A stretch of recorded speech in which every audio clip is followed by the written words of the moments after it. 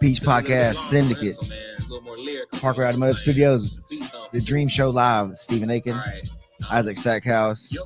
What to do? My introduction is this. Sorry, introduction is this. Money, so production is shit. Hey. Think I'm joking, come and see how I So we're here. I don't know if that's the right intro to play for you, being the intro guy. Wednesday, 10 a.m. We did a cold 10 a.m. start today. Hard 10 a.m. We said 10-ish to everybody. So if you're late, then you missed the boat on that little cool part of the show. Yeah, a lot of Jujitsu news, I guess, that all pertains to one thing. And I guess I told you I wanted to go into that first because I am the king of going off on a 30, 45 minute tangent, I feel like, where I'm just like, and snap out of it, and then the show's over, you know? So I wanted to talk about the who's number one thing because overall, it was amazing. Like, it was so cool to see so many high-level grapplers of, you know, sizes and weights and everything, just, you know, going at it with a fairly open rule set. The regulations were like 15 minutes, and then the finals matches were 30. And what I saw was like, man, a lot of the older people are definitely on their way out. Like, I don't think any of the winners were over 30. What was the oldest winner? I think Tim Spriggs is probably the oldest at 30, Yeah. which surprised me to see that Tim Spriggs is only 30. It's like, he's been out there for a long time. He used to be really dominant back, a few years ago. But I guess, like they said in the show, he had been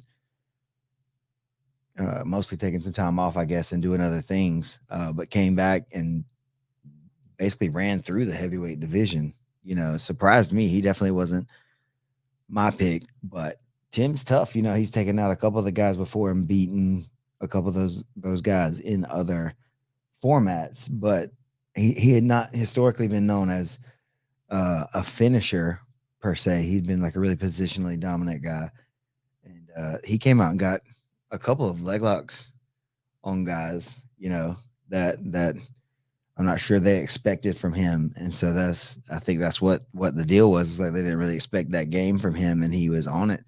And he got like $32,000 and a belt, you know what I mean? Which was amazing. You know, I think that's the most money I've ever heard of from a tournament. I was gonna say, like, what the payout? What was the payout? I think total they were saying like $250K. That's a lot over all the divisions, which is still a lot. Like, that's what I mean. I'm not trying to say anything about that. But it was really cool to see that. But outside of that, like, there were the guy, Cole Abate, who came out against Gio and was just like so explosive with his attacks, like right away, just like. Inside question, and I know you know the brothers well enough to maybe you would be, is Gio's knee okay? I haven't asked yet. You haven't found out? Yeah, I haven't asked him yet. But if he pulled out, then he's definitely got to be hurt, in my opinion. Bro. Like, I don't think he would have pulled out any other way. That looked like, I guess that would be my insider's like opinion if I had one. That's kind of more of what I meant, was like, you know him, and it was like that looked like that. It looked nasty a couple times, man, and I was worried for him. But dude, he's so tough, obviously. These guys are just super, like, this is how you get to be the best in the world, right? There's a difference between like saying stuff and then going out there and actually like risking life and limb to prove, you know, a point that, you know, you're the best. And you know, unfortunately, it just wasn't his day. That kid came out like a freaking buzzsaw, man. And it was like, you know, it was his opportunity, and it was, you know, 16. But from what I had read or kind of heard, I think he'd been training technically longer than Gio had, and Gio's like 34, you know, but he's not been training 10 years. I don't think, barely 10 years, maybe overall.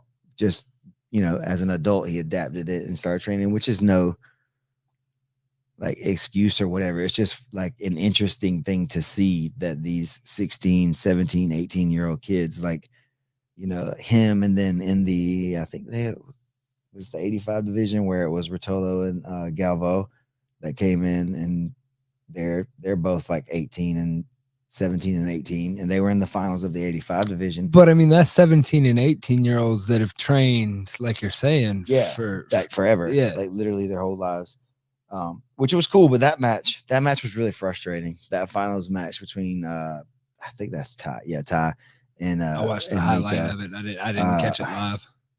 Like it was 30 minutes. And so this is where the argument of like, oh, time or whatever comes into play, because people are just going to stretch out 30 minutes. If you give them 30 minutes, or if you do 6, they'll try to condense it to 6. And then either person can say something about the time and, you know, who's stalling, if neither guy's really trying to do anything, but you're both really just smart and not committing to the thing that's going to get you beat, because this is, you know, $30,000, you know, that's on the line in a big title that they would get. So it's hard to say, but it really like one was Ty was just like pushing and doing the like, I don't know. There's this thing that a lot of guys do, and I guess it's an ADCC kind of style thing where they're like pushing and almost like an offensive lineman or whatever, kind of like, or they'll like just club your head just to club your head. There's no follow just to frustrate you. Yeah, and just to do it, like to look busy and to be in motion and stuff like that.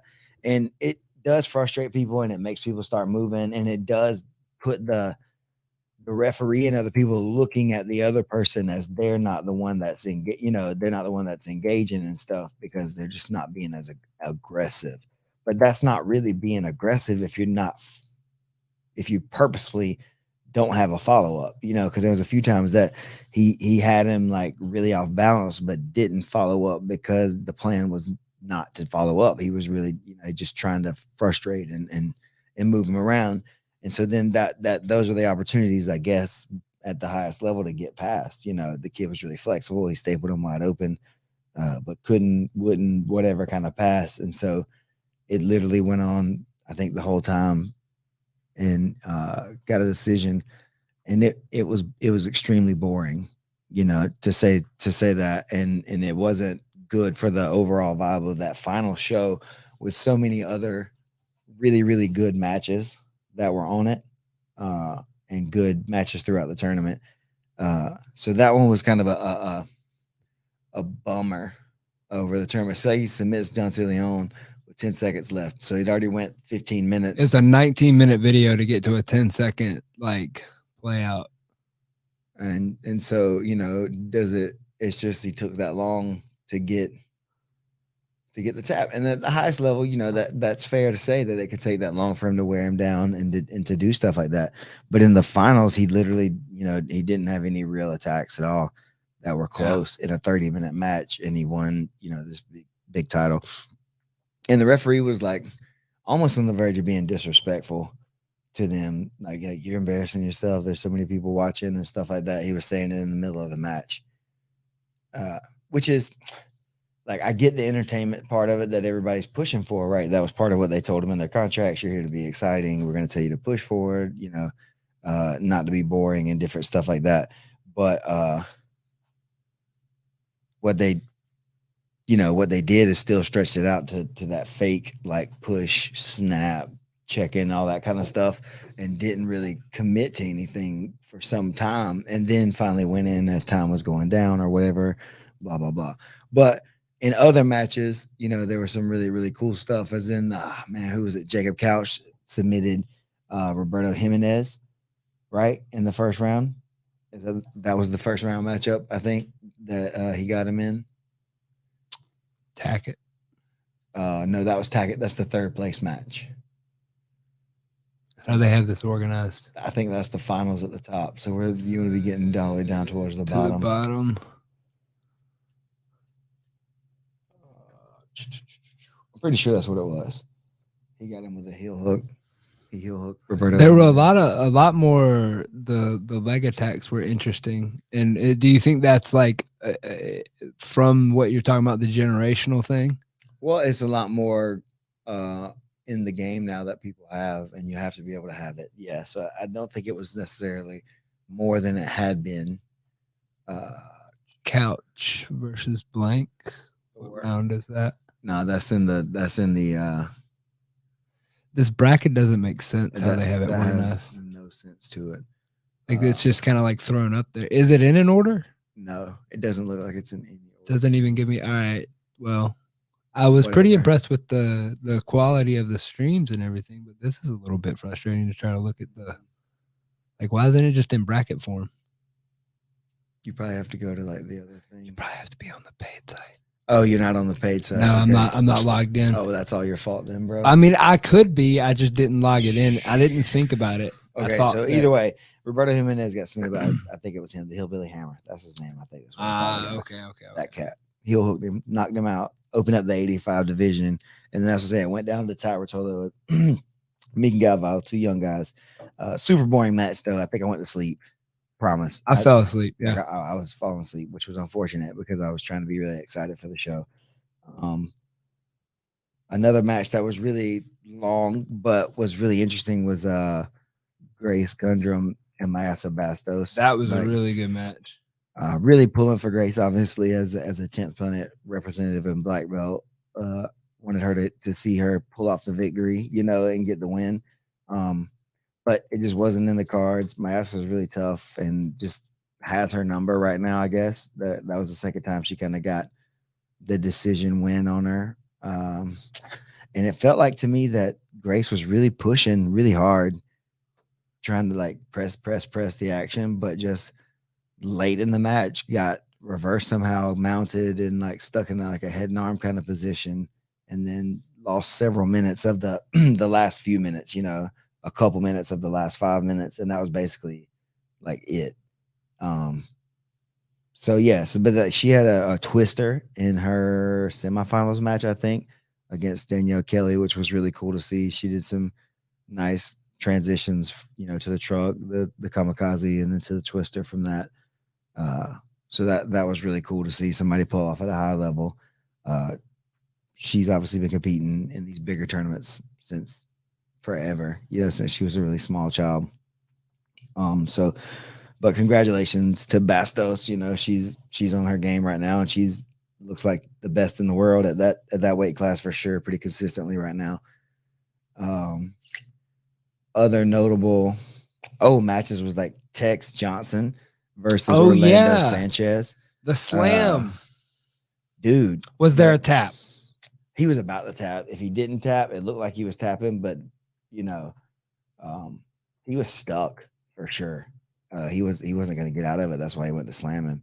But Tex was, still like curled up and stayed safe somehow and didn't get injured. And so slams were illegal in this tournament.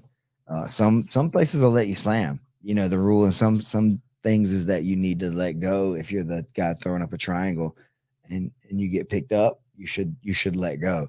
And for the most part, that's a good rule to follow. I think that's a pretty solid rule to have. Is that if somebody's starting to pick you up over their waist or whatever, I would start to let go, because I'm not trying to get spiked on my head, even on accident. And especially somebody that's like 300 pounds, like Orlando Sanchez. Yeah, I mean, I get the sentiment of that, but I mean, he's slamming himself deeper here, is he not? When he goes to pick him up and lifts him right about, when does he start to do it? Here. There. Does that not just slam you deeper into a triangle? That's a tap. Yeah. I think the referee was asking him to stop. So I don't know. It looks weird. Yeah, I mean, he did. He slammed it deeper, but maybe he was hoping that Tex would let go. Like maybe that was he knew he was kind of stuck, so that was his only way out, was to hope that he would let go, or maybe that in the slam he shook him up. I feel like if you spike a guy, like if you do the whole, like you take him up, you turn him and you spike him on his head, it's effective. I mean, yeah, but that's the illegal part. I think if you're picking somebody up and slamming them flat on their back, you're just slamming yourself like a power bomb from wrestling. Yeah. I don't think it works personally, but I was told that a lot coming up, so that might just be my white belt coming out. I don't trust that. But you and I are in totally different weight classes too. So like I may be thinking about that from a weight class that like, no, I would definitely not let Orlando Sanchez just come slamming down on top of me. If he picked me up, I would 100% let go. I mean, yeah, but isn't all right. But then, so I would still do it if it's somebody was smaller, like 200 pounds can pick me up. I'll still let go. But then are you considering your body weight in that, like coming down on you? Are you worried about you coming down on yourself as well? Like the way you might come down? I'm just saying I'm okay with getting thrown on my back. Guess that's the whole point, right? Is that I'm worried about myself in this Well, situation. Are you worried about yourself when you're playing defense? Or are you worried about somebody else? Yeah, I'm thinking about all the. But I mean, belts. if I've got it locked in and I know I'm gonna lock it, like, is this me? I think it was me. I think it was because you hit the table and it was both of us. Yeah, you're too much strength. I am too much strength. We got Seth and Robert. Or I mean, that's Christian. Ooh. Seth and Christian are up in here. Christian Robert. Yeah. Robert Christensen. What's up, guys? So welcome to the show here. So yeah, who's number one? We're talking who's number one. Slammed him straight into the triangle. Dude, I'm not letting somebody slam me on my back. Yeah. I feel like that may pop a rib or something crazy even. You know, just something possibly, things you don't see coming. I'm not saying this plan hasn't backfired on me before. All right. Fair enough. I think we could just kind of leave it at that. What other there was I'm really hyped for Kendall Roosing. Yeah. My homie. She ended up taking second, unfortunately. Got beat in her finals match by Rafaela Guedes. Atos. Yeah. She's like, I was watching it without volume, but I watched that one. It was a good match. Super, again, just really tough. Like they were both going after it, lots of scrambles and near throws and near takedowns and things. And I was really hoping that it was going to be her chance to get out there and get the big win on the big stage. But she wasn't quite able to pull it off. It definitely became this wide open thing when Amanda Levy took out Gabby Garcia on the first day. That was wild. That match was awesome, dude. Everybody typically, like the couple of times I've seen Gabby get beat, it's been similar to that, I guess. People get her back and she can't really like make the comeback. Is that jujitsu playing that, or that's 100% jujitsu play for sure. You get the back, and like she couldn't finish her because she just was like, and that was like an interesting thing to see too. Is like she had the back fully locked, but Gabby's fingers and big hands just kept like the choke from being enough, even with full like squeeze and everything. She couldn't quite get enough. So I wonder at what point would which one give out, before the finish would actually come into play and something like that. Like that's, but then now we're talking about maybe going hours, yeah, I mean, like then you start arguing the entertainment versus the art aspect of, like you said. I mean, you're talking. I mean, would I watch it the whole time? I'd have my phone on and I'd watch a stream. If they were pushing the whole time, it would be exciting. But it's hard to push hard for an hour and a half. But I mean, and pushing hard at an hour and 10 minutes looks different than pushing hard 9 minutes in. For sure. Then I guess that's what I mean. We got to be going for positional exchanges and finishes, not just controlling positions. So what pushes that pace? Is it rule set? It's got to be the rule set. It's got to be the referee kind of pushing them. That referee was a little bit annoying, man. Resets so super like frequently before it was even maybe necessary, but then also just like I think pushing people that were doing their best to kind of be in the action sometimes. Like these guys are really freaking good, so you can't just go ham. You know what I mean? They want you to just, it's basically like freaking Dana White of jiu-jitsu out there. You know what I mean? He's like, go forward. He's like, man, he's got my legs, dude. I can't go. Like, I got to back up or I'm done here. You know what I mean? You just want me to get hurt or tapped or whatever? No. Yes. Right, exactly. No, I'm backing up. I'm not getting into that exchange right there because I'm not in the best position. So like what I'm saying is like, what's entertaining? Like, is it depends on who you ask. I guess. To most people, it's a bunch of exchanges and scrambles and then finishes. Right. Before it gets to 10 or 12 minutes deep, probably. Yeah. For most people. I think people get bored at like 13 minutes. Definitely there's a lag, and then at the end of the 2 days, that's what I was saying with the longer decisions with the 30-minute matches, and then that one, I was just like almost out of it, dude. I was just ready to wake up tomorrow and catch the highlights. Do you think maybe that they were just doing too many like people in one day, like too many weight class, too many cards, too many, like maybe if it was like you did the heavyweights and the next weight class down this day and that day, like do you think that would change it? I think it would have been better to keep it without having to go to those 30-minute matches on the final day. Yeah. Keeping them at 15 would have made it still good. So keeping time limits to where there's a cutoff. And to where there's a reason to be on pace for something.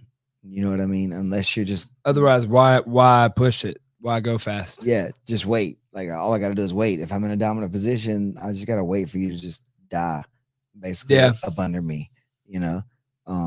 Which is boring, you know, and people turn it off. And then kind of like I was saying about the Rotolo and Galvo match, that's what I was starting to want to just kind of turn it off, but I really wanted to see the other matches, you know? And that's where I was multitasking. I would have like, you know, like I like the flow. Well, my phone, I was trying to stream it to the TV so I could watch it on my TV, but then anytime I would do anything else, trying to multitask, it would take the stream off the TV, and it was just, you know, that's first world problems. It'd be like that. And so then it was K. Rotolo won the 55 division. We talked about Gio getting taken out by the one teenager. What's his name? Jeez, I forgot already. Which one? Abate took out Gio in their first round match. I think with the decision, but he had some really nasty like attacks. And his knee looked like it was. He's sore for sure at the very least. I would imagine. And then the one thing was like Mikey Musumeci get submitted by Gabriel Souza in the first round, and then you know, Souza took it all the way to the finals. You know, that was pretty good. Surprised me. I didn't have him going that far either. Obviously, nobody did. I think everybody had Mikey, Gio, and that was they didn't want to put them in the first round against each other, but they wanted to set them up on that side so that way it would. All right, you win your first match, you get play to it go, out, quicker. You know what I mean? And so Souza just put it on him and passed his guard a couple of times and was just like using a lot of motion. He couldn't get attached to him. He didn't have a sticky connection to him, and he passed north-south. And after a couple of good north-south like settlements, he got in there and got the finish on him. I was like, oh, that was really nice. Push it through, and then it was Cade Rotolo and him in the final, and Cade darsed him.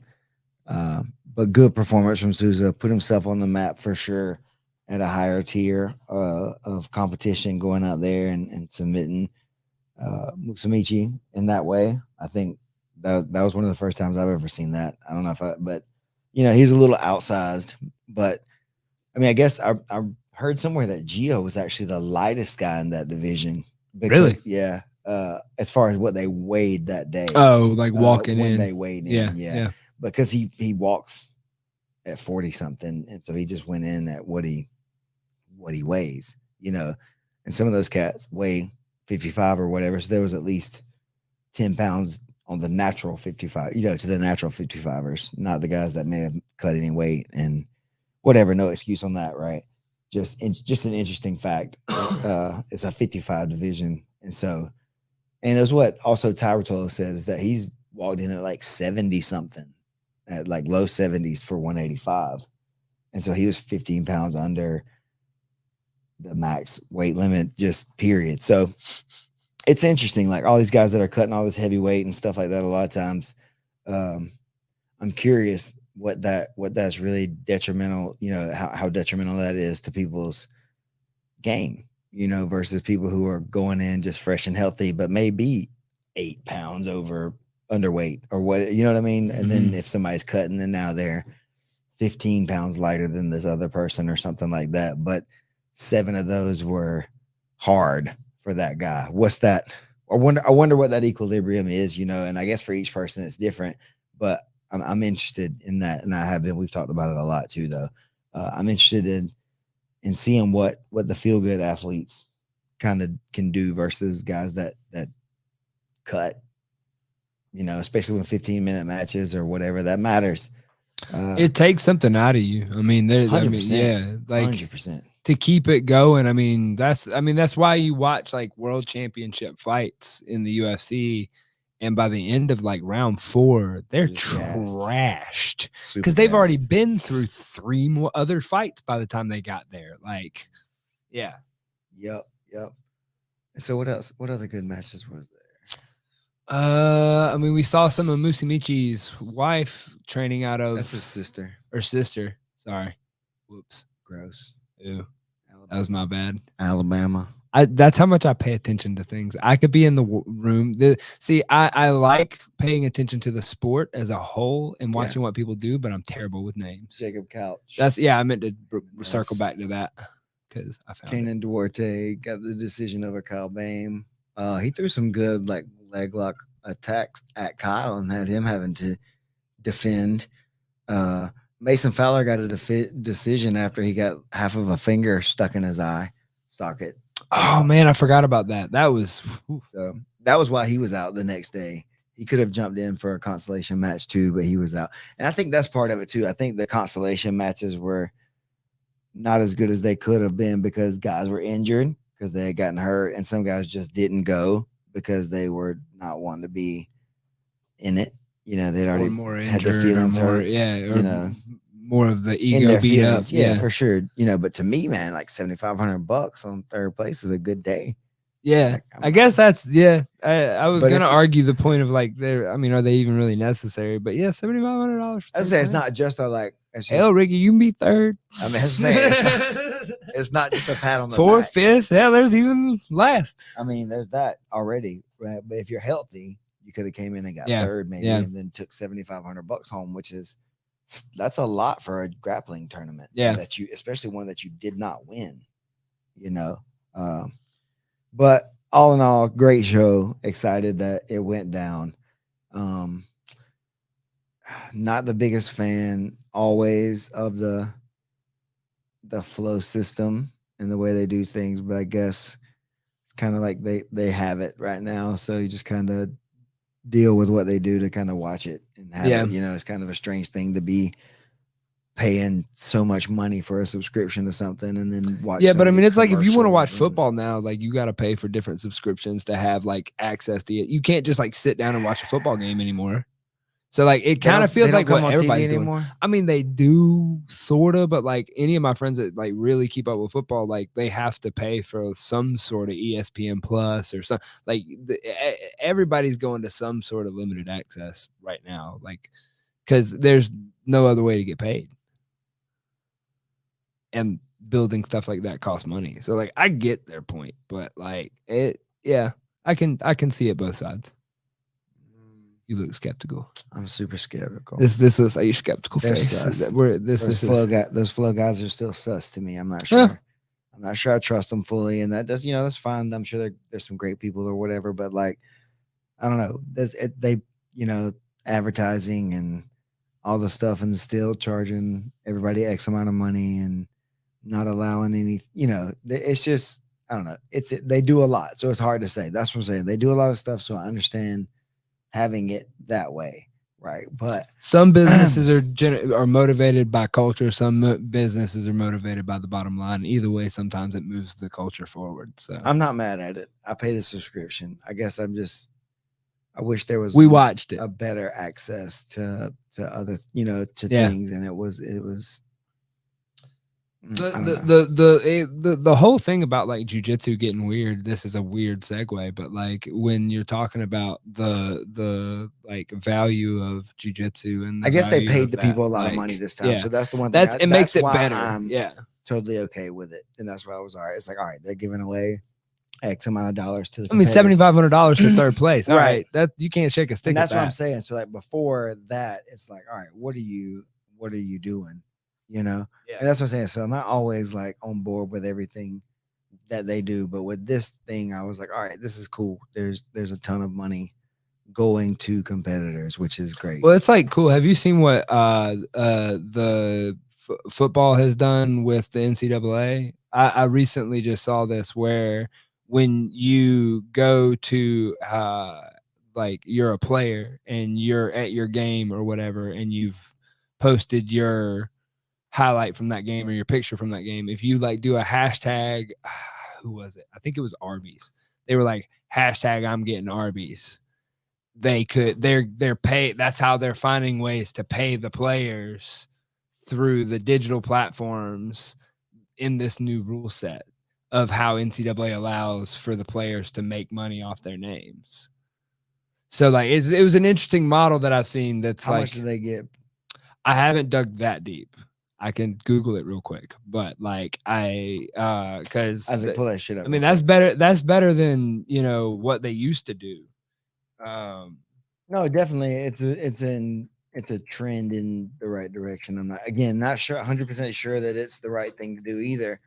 Because a lot of these schools wouldn't even exist if it wasn't for football. They're not even really schools. They're just football teams with universities attached to them, sort of, and whatever. But and I used to love foosball. I just kind of grew away from it a little bit. The amateur aspect of it, when because I mean, essentially that's what college football is it's amateur football, and the amount of, you're a professional athlete when you, so like when I went and played and saw, like I saw my friends that got cut for like the dumbest reasons, and like it's a machine, it's run like a business, and the thing is that they treat you like it's this big like opportunity, and they're doing you all these favors, and you're doing this, and if you don't have the wherewithal to like pay attention on the way in, they'll cut you to the street because your shoulder rolls out of socket chronically, and that's happened to you since you were 11, but you know you're an incredible athlete, you've got all these accolades, and we got you here. Sorry, that's a liability for us, we're going to cut you. Go ahead and do that before the season starts because we're not liable for it now. So like doing stuff like a business, I'm okay with that if you're paying the other side of the business. And so like that's where I kind of lost interest, was as I started getting out. I was like, oh, like you're just using the free labor of all these 18, 19-year-olds. So, yeah. And so like the tickets and all that stuff, what is, I mean, I know that funds things at the university, right? But these universities, yeah, to a degree, they pay the coaches allegedly, but that's what I'm saying. What are they doing then? Why are they attached to these schools? And then why do people still have to pay so much money to be able to go to these schools if, you know what I mean, they're not paying these athletes and then they're making all this money? You know what I mean? It's just it's sus, just like Flow Grappling. The kid at the top of this list is still currently in high school, and that's his projected value of his social earnings. I think, what does that say? $670,700. Women's basketball from UConn. So like that's the kind of money that they can make off their followers. I guess that's cool for like, and that's not even 1 million followers. Equality. She's gonna dominate. Oh yeah, girls will dominate that. What is MBB?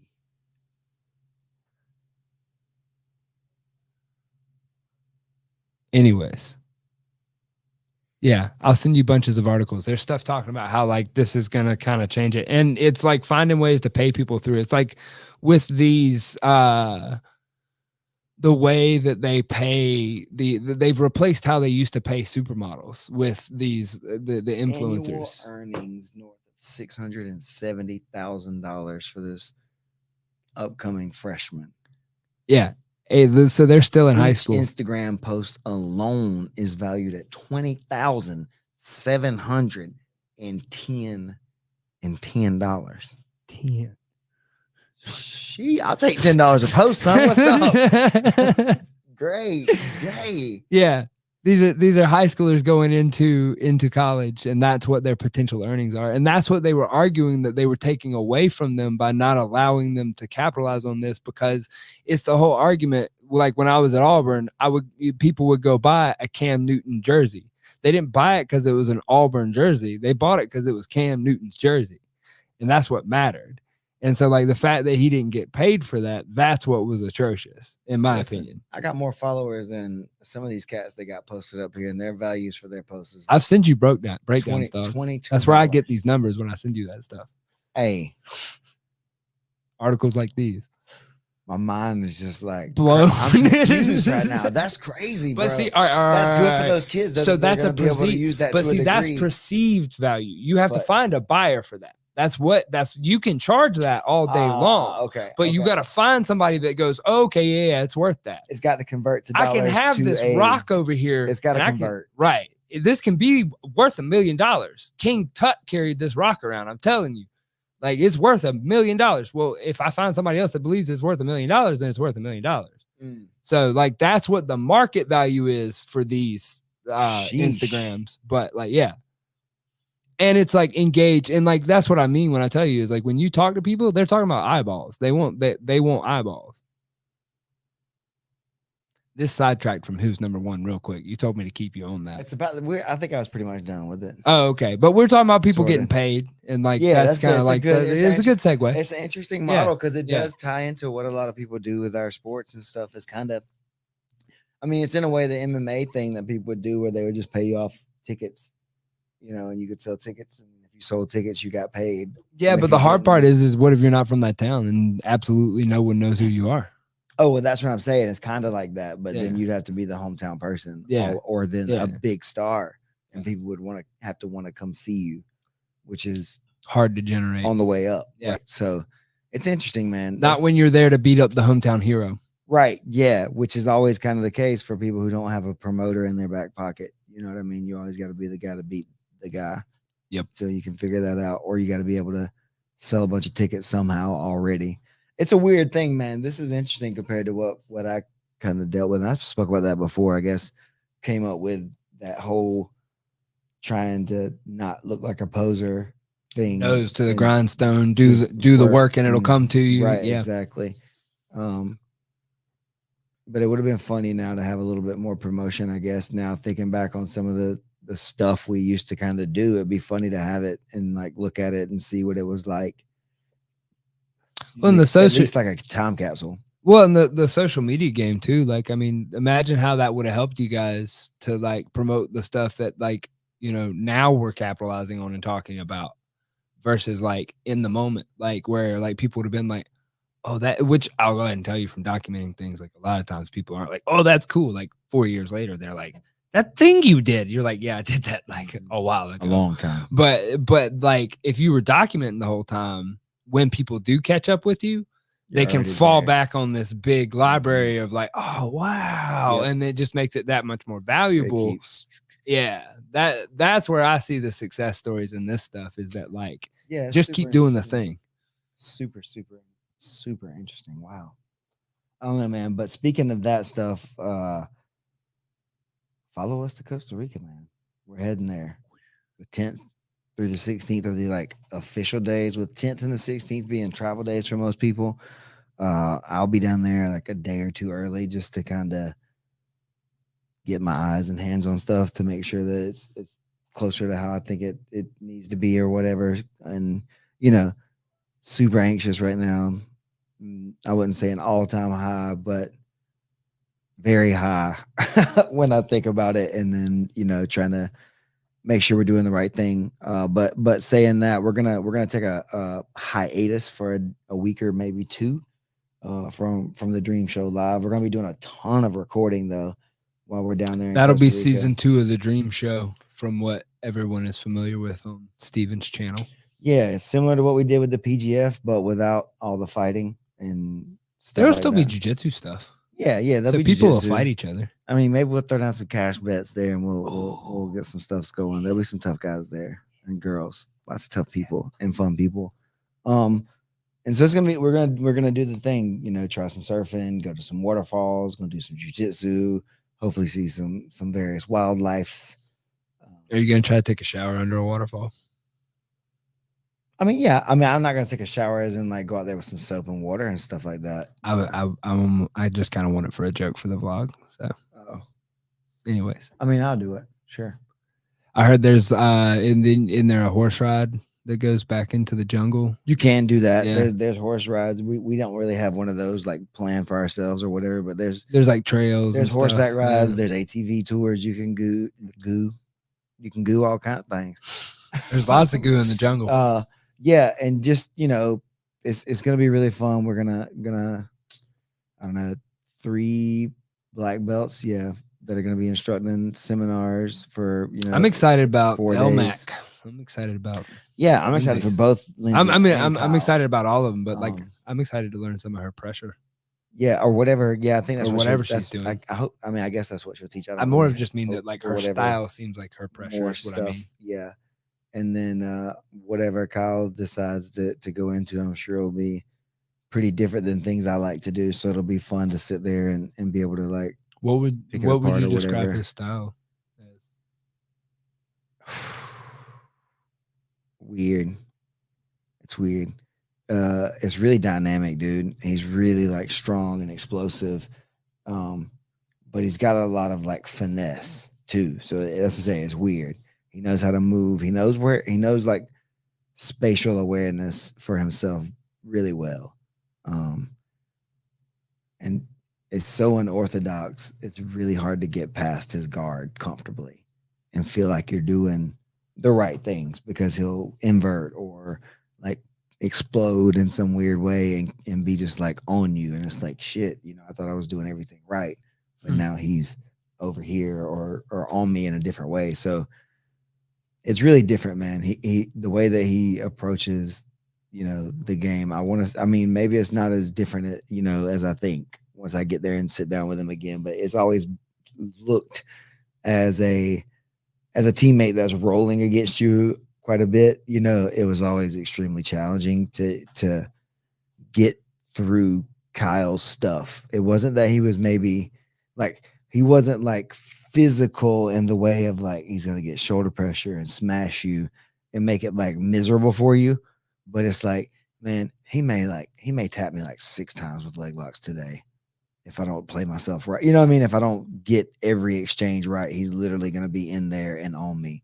And then the couple times I think I had something, he's already got the answer for that too before I could get into some of the stuff, and it was just like, well, I just gotta pass his guard before I have a chance, and get him in those bad positions, or otherwise he's just, on me and I can't stop him. So I'll be interested to see. And like I said, it's gonna be fun to sit down and have a class from him. I didn't really ever get to sit and take one of his classes because he taught in the Oceanside and I was teaching in San Diego, and we both taught days mostly, and then we kind of got together at open mats and stuff like that and trained on team training days and stuff together. So we didn't really get to learn from each other in a classroom in his setting. class, a class setting. It's mostly like homies trading tapes or whatever, kind of in front of each other, right?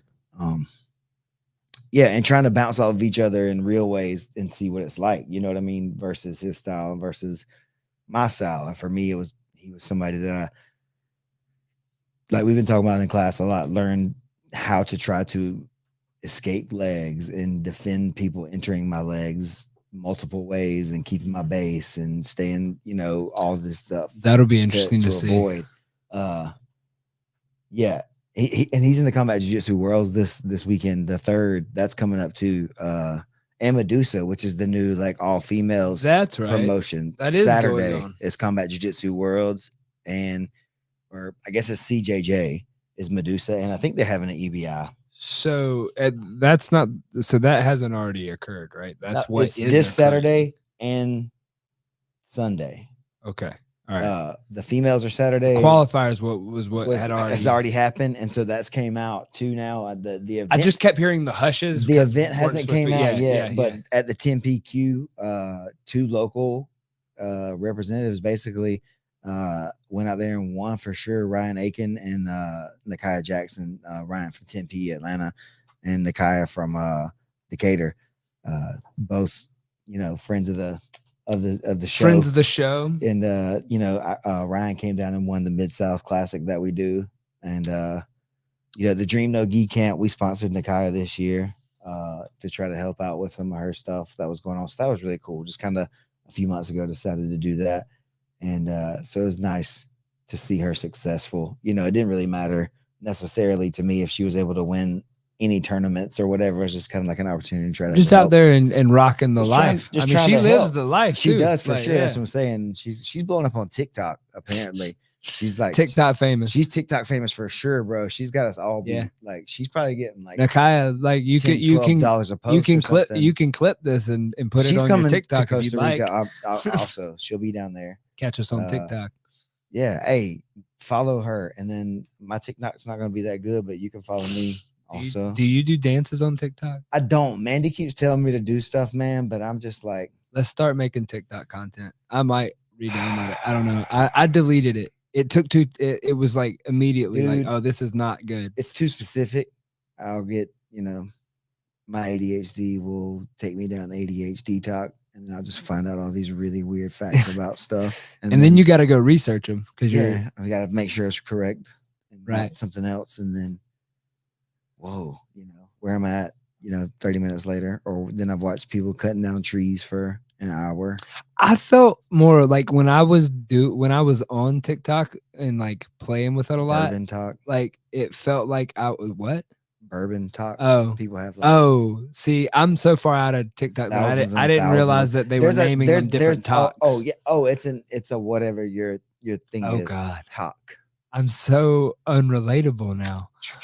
I have a TikTok. I'm on there. Come on, bro. Do you follow me? You gotta step your game up. No, obviously not. Who are you? The Daily Stack. Oh. I'm the Daily Stack everywhere.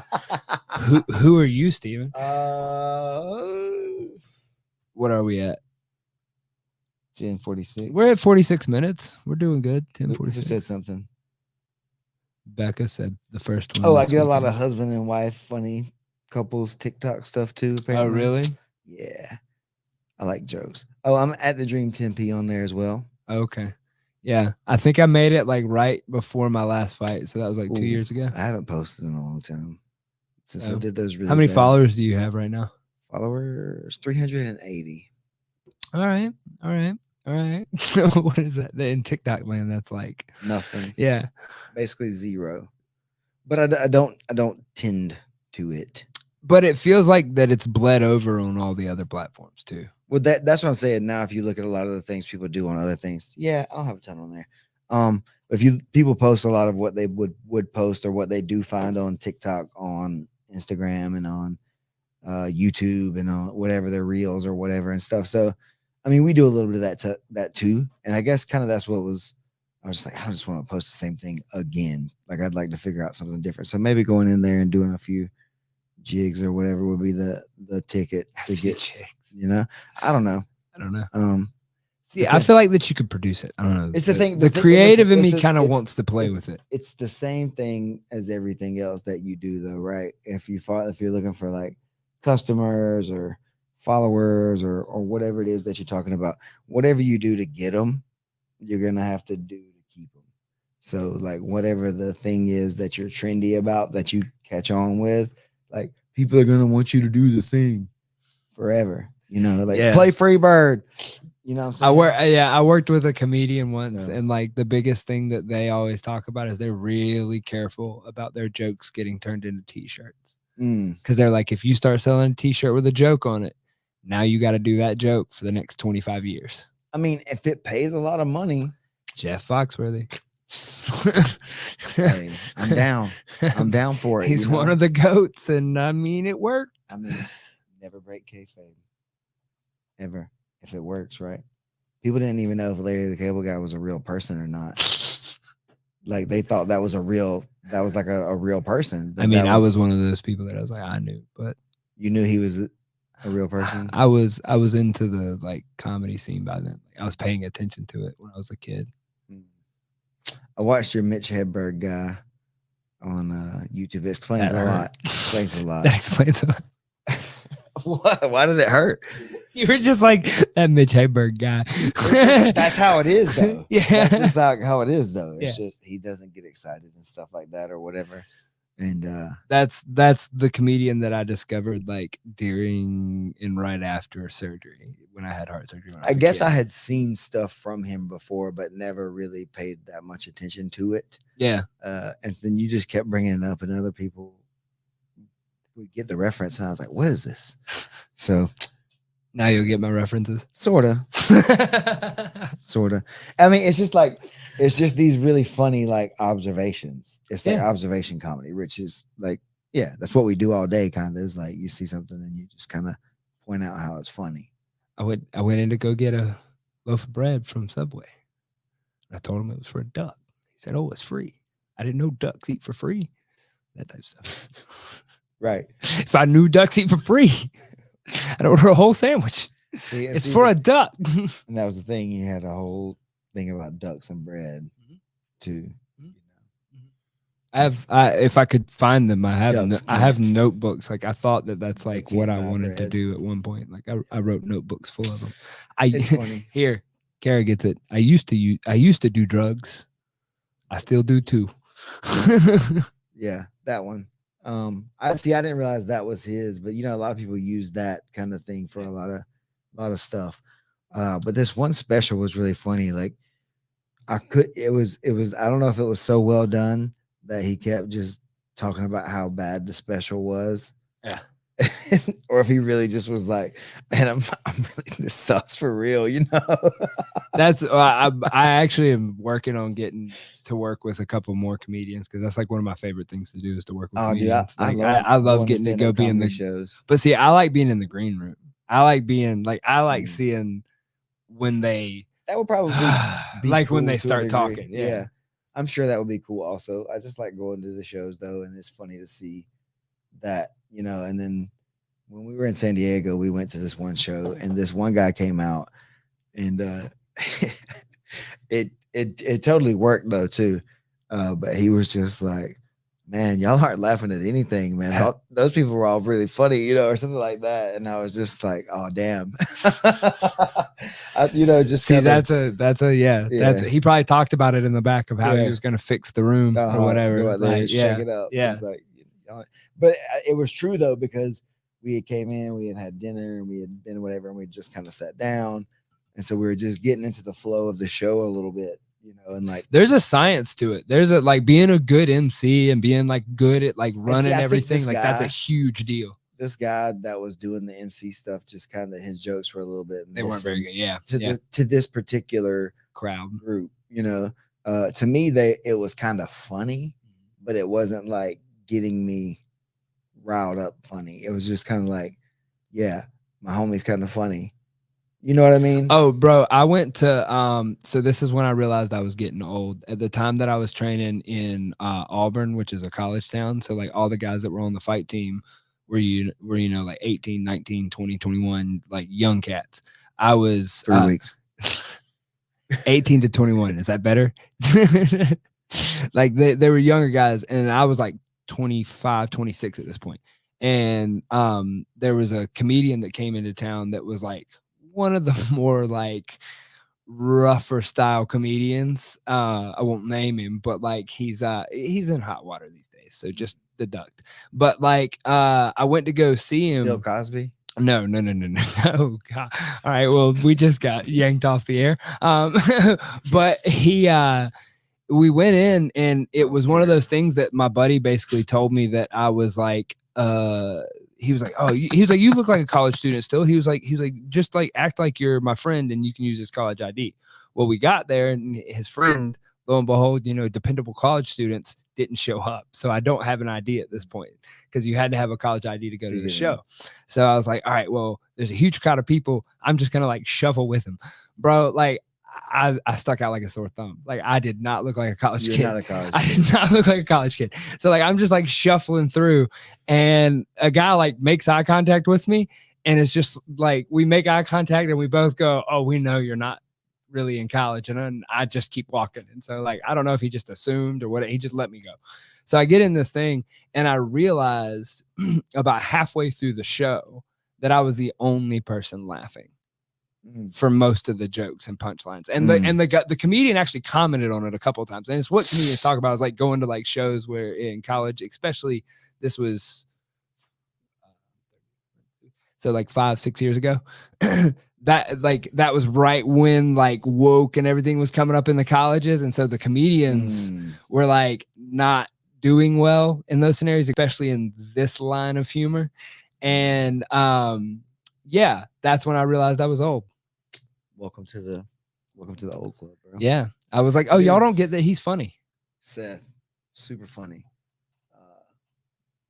The box this morning, his giant old parachute. The giant old parachute. It's a giant 10-foot parachute. 10-foot parachute. That was great.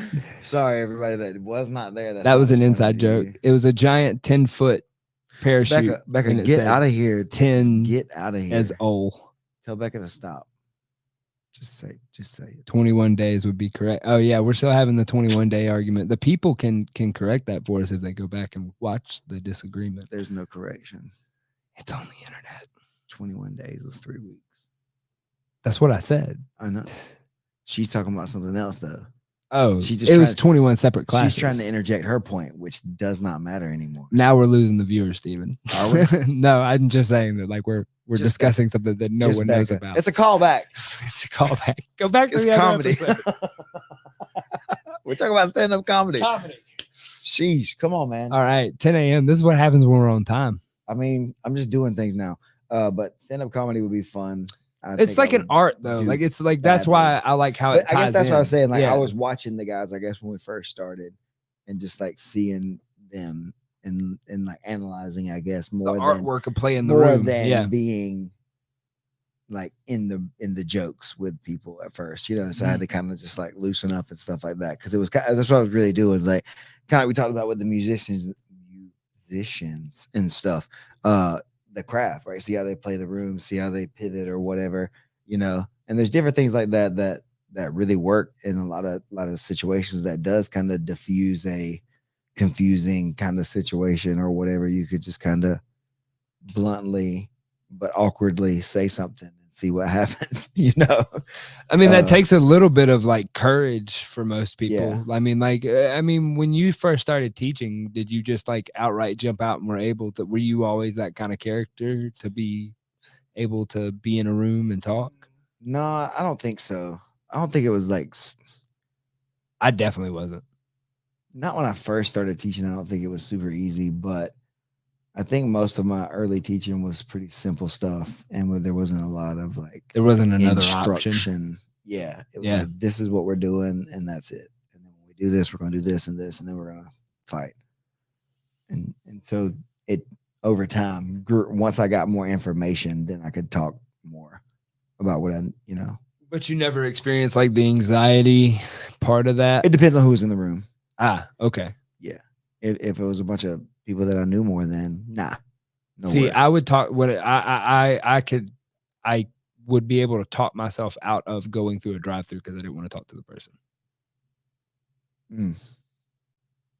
I can teach a room full of people now, but like I've been there where like, I mean, I don't like going to other places and stuff like that, I guess, if that's what you're saying. And no, I more of just meant like the anxiety. Social. I was tying it into the being in front of people. Well, I guess that's what I'm saying, is that there's times I would definitely avoid anything that has to deal with talking to another person. But as far your wife says that you've always played well to a room. Okay. So I guess from an outside perspective, you do. I'm the GOAT. No. Good episode. Bye. No, I mean, I guess so. That's the thing, is like play in the room is one thing, I guess, right? Like being charismatic, you know, that's one thing. But I guess teaching it was different. I guess that's what I meant. Morphing into that. I could lead the room, but I you. wasn't able to talk about things that well. And I think that's different. I guess, yeah. You know? I could see that.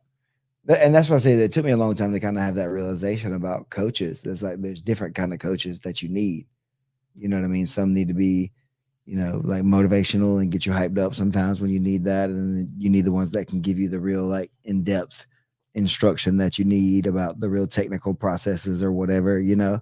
And I really, once I started understanding, I wanted to be both. I want to be able to get people hyped up and motivated and all that kind of stuff, but also know what I'm talking about, really well, and feel comfortable saying things, or feeling comfortable saying, I'm not sure even, about some certain circumstances, because like some of the body type questions really do stump me, like people ask about being longer or shorter, or, how this works for other kind of situations, and that I'm not sure. And so if there's not, like, for instance, with a shorter person and a taller person, if there's not a tall enough person to do the thing with, like, to scale up to be that much taller than me, it's hard for me to kind of work out that problem with you in front of, with just an answer. So how do you, have you come across anything that you've broken down like that? I do stuff like that with Becca almost all the time. I almost have to.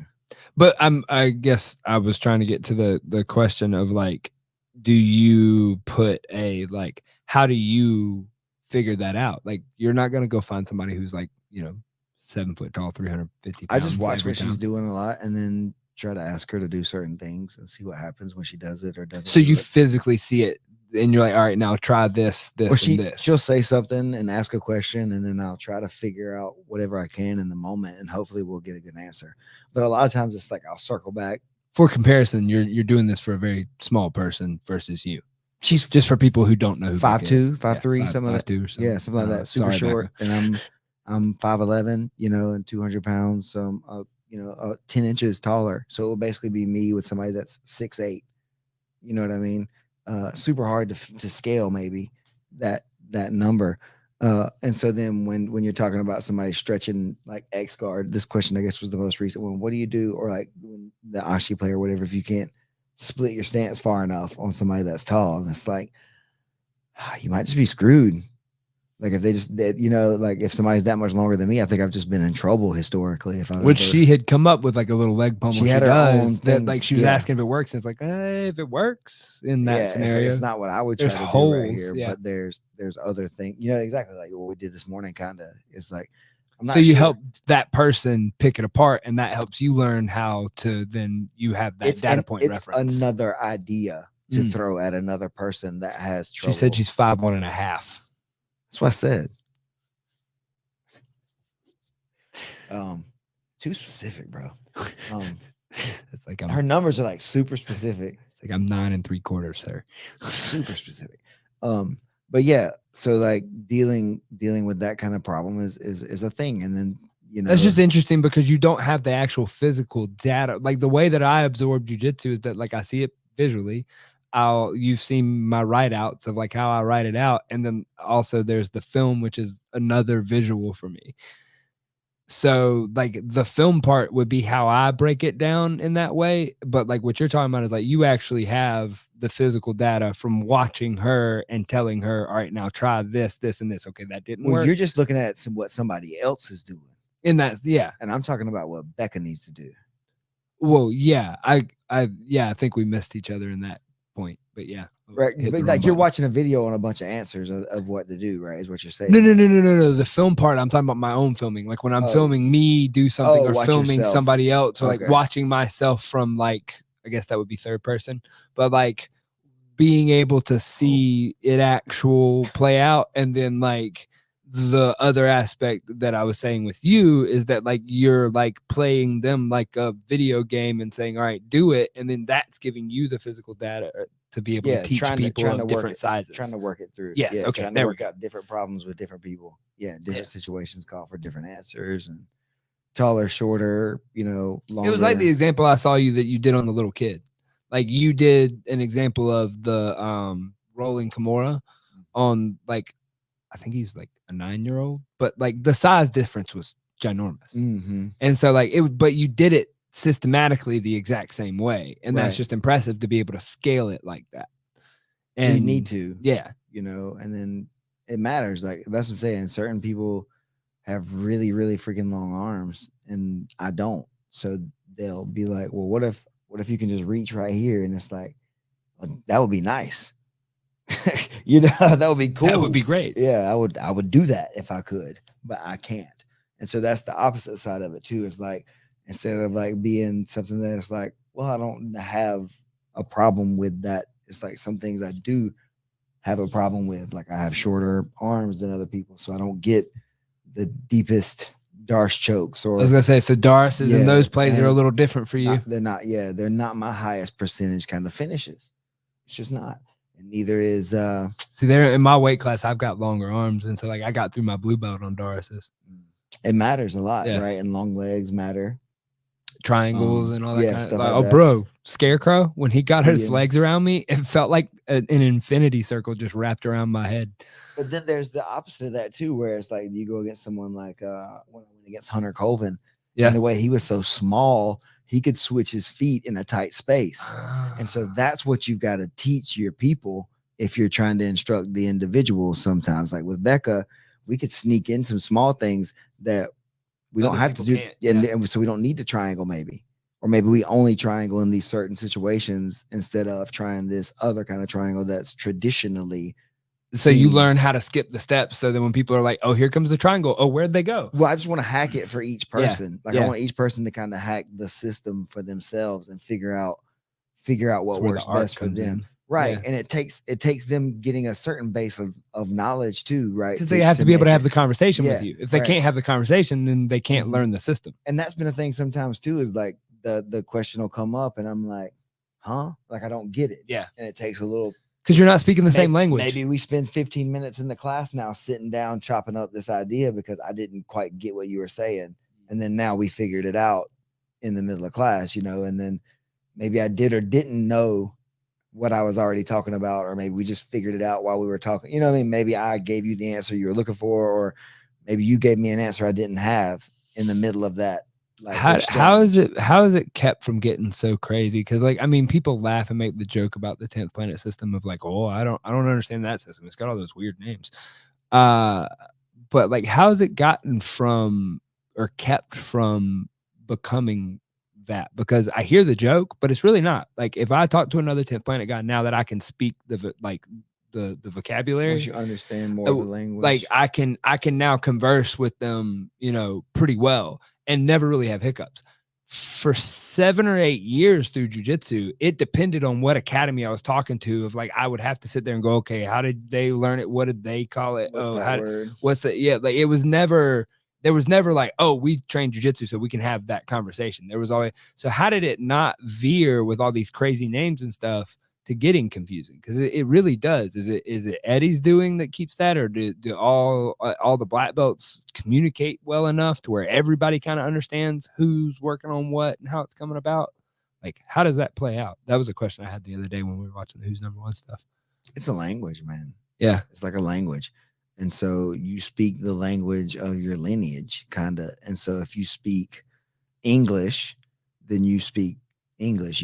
You understand English speakers, even if they're not the best English speakers. You can still understand almost pretty much everything that they're talking about, right?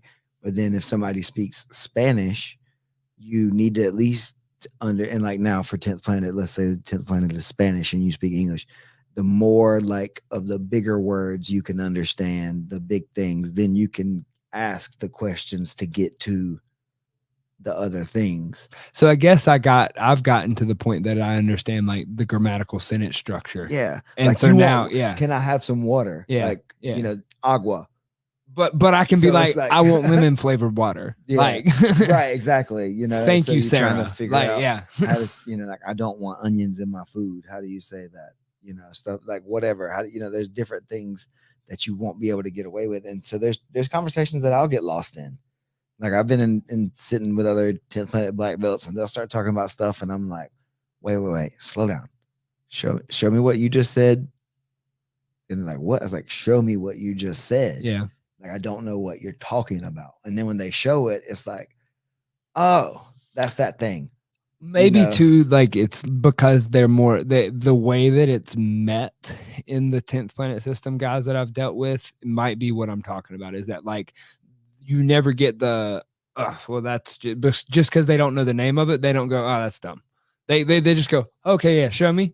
Oh yeah, I call it this, and you're that is a little different, and they're cool with learning a new move. Yeah, it's just different. So it never gets like tossed to the side. I Whereas don't like, know. yeah, I don't know for sure. yeah. I don't know for sure. Whereas like the lineages that I only had know been for around sure would throw about stuff out. Yeah. myself. I only know for sure about the things that I've done and the things I can do and have felt and experienced. And then I can lean on the experience of other people, right? When I'm trying to do stuff. But if I come in to teach something and it's not something that I've already kind of worked out, it's not very good. It's not a good class. There's no answers to the questions. It's like, we're just doing this. This is what we're doing. Well, what if somebody that's not what we're talking about? And sometimes that is the way I say it to y'all. I was like, that's not what I'm talking about today, because I don't want to go down. But it's a contextual. It's because I don't Yeah. want to go down the other Yeah. rabbit Yeah. hole. I Yeah. don't want to confuse where we're going today. It's not ignoring it. Yeah. If we go there, then we'll just stay there. It's a different conversation. We'll just stay over there. Then we don't have enough time to do both things today. Sometimes I have time. Y'all don't have time. Yeah. So I don't know if that was always the case for other people, but they just didn't have the tact, I guess, or whatever the word is to articulate that to their students. Is like, it's just this. Of course you could do that, but that's not what we're talking about. They're just like, just do what I said, kind of stuff. A lot of times, from what I've heard from other people, or just they would ignore you if you didn't. That's or just be like, oh, that doesn't work. Yeah. So, or it's got a funny name.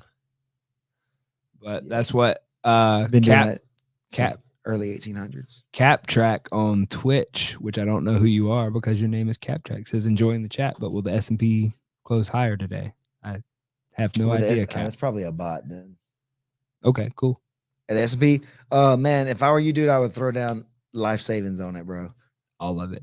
Bet the house. Bet S&P 500, S&P 1000. What's up? come get your. Never mind. We're not a. You got to diversify your bonds. We're not advising anybody on. No, there. that's a joke. Man. I don't know anything about the S&P today. Finances or anything like that. But what you can do is, if you find yourself in any sort of accident, personal injury, stuff like that, you can call the Musgrove Trial Firm 678-226. Oh, I didn't even have the number ready. 1994. You call them. Call buddy. They'll hit you up, man. They'll go through your stuff. They'll help you out. They'll make sure you get taken care of. And not saying you're going to get paid, but you're going to make sure that you're not getting taken advantage of, and that all your rights are respected and different things like that. That's what a good attorney would do for you. And that's definitely what the folks at Musgrove Trial Firm will do for you. So make sure to hit them up.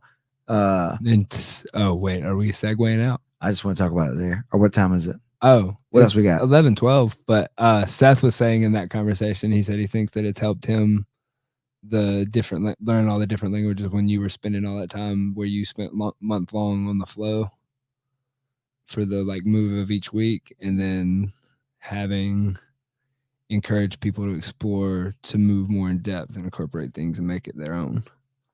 Yeah, we're trying to stay with an overall theme and major ideas that involve one large kind of flow. And I think that helps everybody pick up the idea. And that's what I think the warm-ups do, the 10-point warm-ups. And I think that's how a lot of it works. I just didn't come up in the warm-up, so it's not really how I speak the language. No, yeah. You know what I mean? I've seen the benefit of it because my other little sister trains out there in Scottsdale. Yeah, I'm not, dude. They're heavy on those. I have no problem with the warm-ups. It's just not, as I say, it's just not. It's not what you came up on. We just didn't learn it that way. Not specifically. It's repetition, really. Yeah, and then we may eventually turn a class into the warm-ups class, or do them in whatever sequence and stuff like that, because it's important. I send them to guys when they're asking questions of hey, this has a lot to do with that question you had on that flow. If you understand what you're doing, like you said, I guess sort of when you were talking about Tori the other day with me, if you understand the big parts of what you're doing, then when you go into those classes, you can just go right. But you need that basis. And then you've already got the words written out too. There's a whole line of terms, the pre-stomp, whatever. That was the first time I saw anything written the same way that I wrote jujitsu. And I was like, oh my God, people think like me. Everybody's putting up whiteboards with the flows and stuff like that on there. So it's easier to remember. And that may be something that we can move into too. We just don't have that in our arsenal right now, just on the schedule, because we're doing a bunch of other things, but yeah, that's how a lot of the guys communicate it and understand it. And a lot of the up and coming guys learned it is through their their practice as the warm-ups, you know. And the warm-ups evolve too. They don't stay the same. Like they update, change, and then if something happens or not a new discovery necessarily, but like a new thing that's working comes up, it's added. Is anything a new discovery these days? I mean, not really, man. I mean, anything in life. I mean, everything's kind of been done. It's situational. Like things happen and you're like, man, you'd have to do a lot to recreate that specific thing, you know? And so that's not something that you would need to maybe add to the whole system of warm-ups, but it's something that you'd be aware of, right? But then there's some things that you see and it's like, oh, everybody can benefit from doing this practice. You know what I mean? And so that gets added into the warm-ups, and some things get added in 2 or 3 times. There's certain like moves, I guess you would say, that show up multiple times throughout the warm-ups because Eddie thinks that they're so important. Mm-hmm. What would be one of those? Ooh, put me on the spot, man. Oh, my bad. No, just like a lot of the Z-Guard shoot stuff or whatever. Just things that you've seen a lot from me. The same common attacks that show up over and over, different truck entries or whatever come up in different things.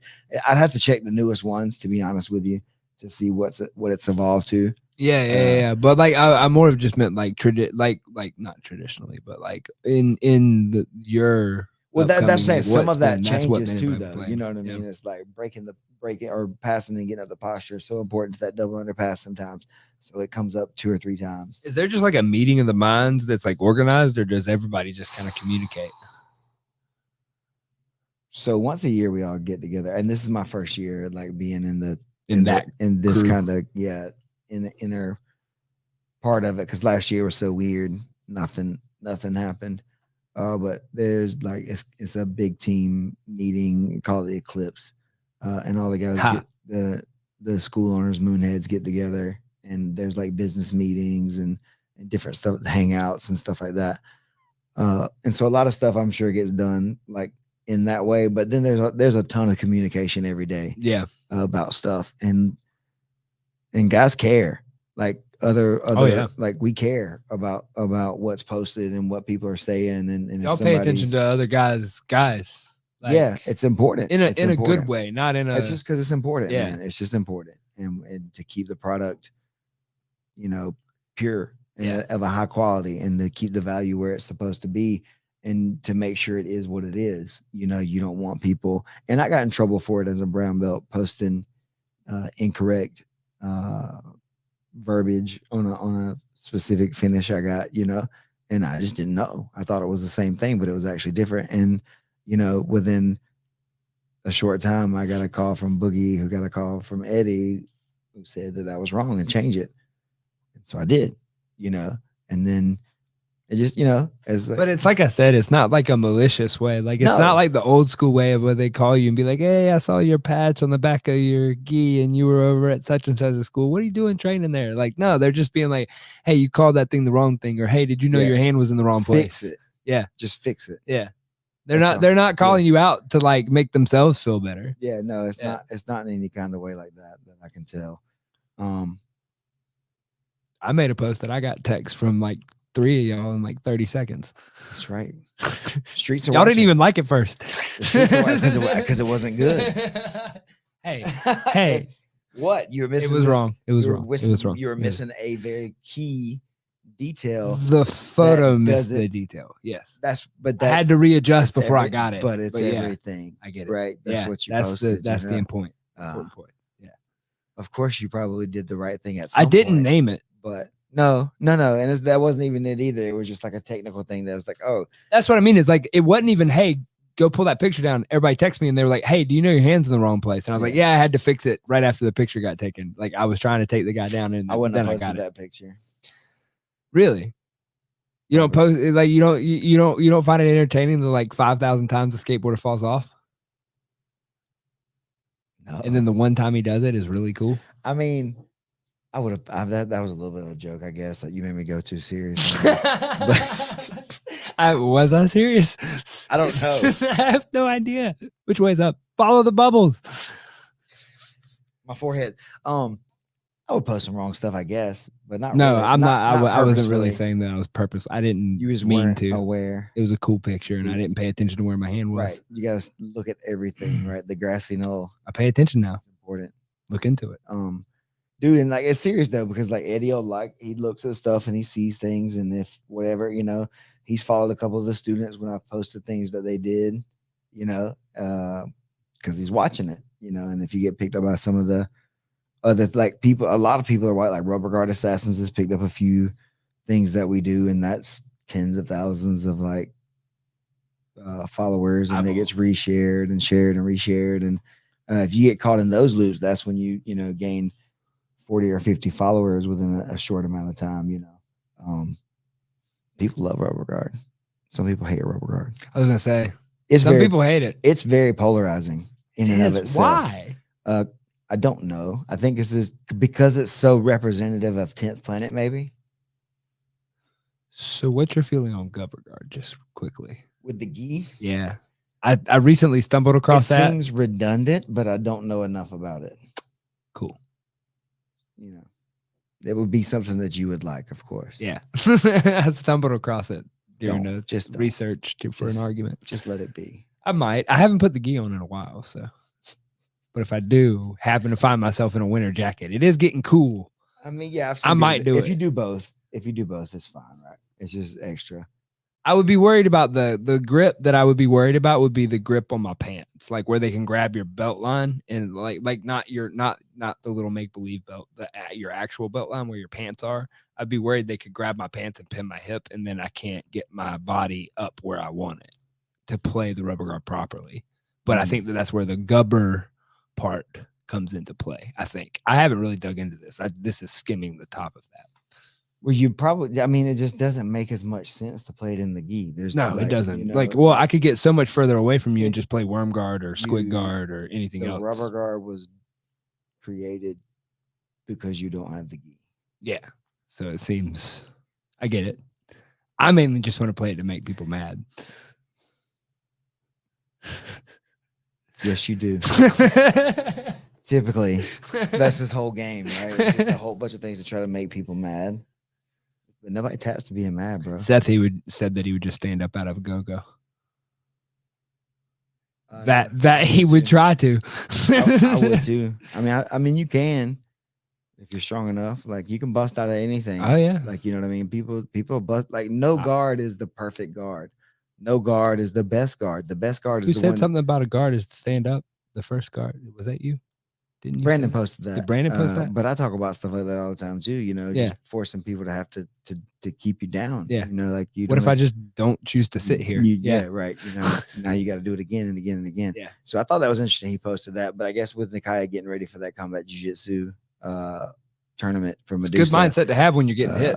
I mean, you don't want to just sit there and get beat up. You know what I mean? And sometimes that's all people have is that they're just used to being on their back and being comfortable, just laying there, letting things happen. And then once you get to a certain point, you've let that happen too much and you're tired or they're in too dominant of a position, you're about to get mashed, and that's not fun. No, I don't recommend that. 0 out of 10. Do not recommend. A guard pass is getting beat up sometimes. Say that again. Like if someone's past your guard, you're getting beat up. Oh, for sure. And like these guys that like when they go, oh, you're not scoring any points on me, so I don't care if you pass. Well, the points are there because that's a point it that starts they to matter control then, you. Right? Yeah. But then also if you just start going ham, you open up yourself to get counters. There's a lot of things that can happen, right? In a fighting kind of scenario that doesn't happen when people are only grappling. Pete called Seth out about that go stand up. That's another inside joke, Pete. Yeah. The comments are getting wild. It's okay. It's all right. Y'all all just fight each other and keep commenting. I don't care. Talk about this house fire. Boost it. House fire? There's no house fire. Oh, okay. I was like, wait, what? The news. There were 32 house fires today in the United States. It's an epidemic of house fires. House fires. Yeah. Never break kayfabe. Shouldn't. Can't do it. Cannot do it. I think I'm just gonna just start saying more weird stuff at this point, man. You want to thank your people? Thank you to everybody who's been tuning into this thing. It's really fun, man. We're having a blast coming in here and just talking trash and about jiu-jitsu and everything else going on. There's some other stuff that that we'll have coming up that I think is interesting to talk about. Obviously, the Costa Rica trip should produce more than enough, fun and interesting things to talk about and reminisce over for the rest of our lives. But man, I'm really excited to do that. So that'll be like at least a 1 week live hiatus, maybe 2 weeks from being live. We'll have to see what's going on down there and timing everything out. But we'll probably be posting some stuff on the YouTube as we're. Oh, that'll as we're down definitely there be and stuff content like coming that.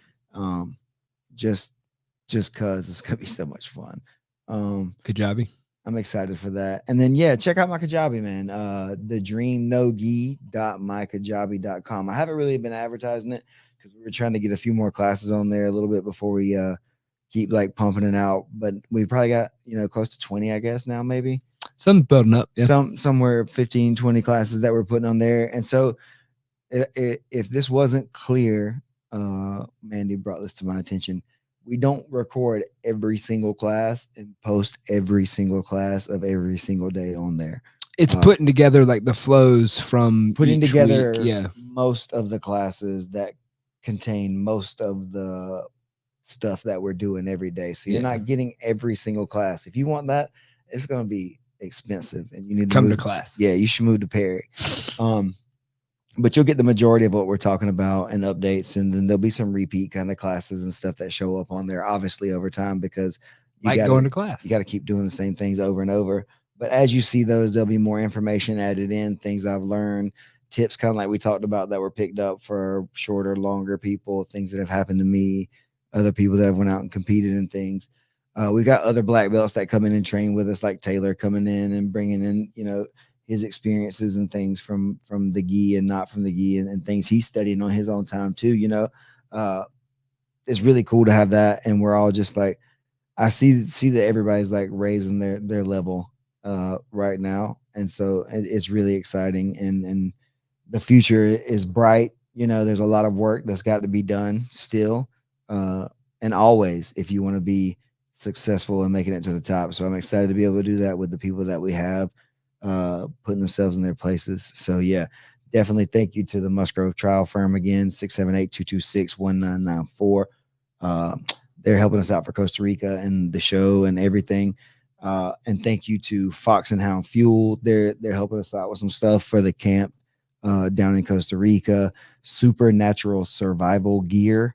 Thank you guys. And Dogfight Dojo for a combined rash guard for the people who signed up early for the camp. Anybody that kind of traded their tickets or whatever, there's going to be some people without rash guard now because I think some small people got traded with some large people or whatever kind of stuff. So not everybody's going to end up with one, I guess. Unfortunately, might create a secondary market for the rash guards. I don't know, man. We might just leave them down there and just let it be.